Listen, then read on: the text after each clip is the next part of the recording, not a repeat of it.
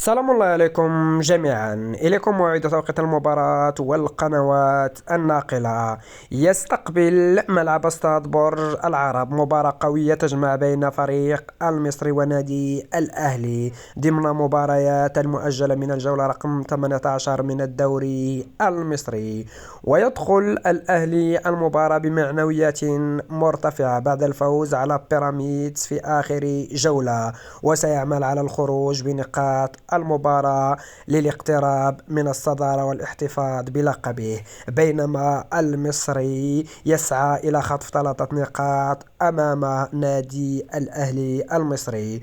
وستلعب مقابلة أو مباراة المصري والأهلي يوم الجمعة 26 يوليوز 2024، وستنطلق المباراة على تمام الساعة 9 بتوقيت مصر، 7 بتوقيت المغرب والجزائر وتونس.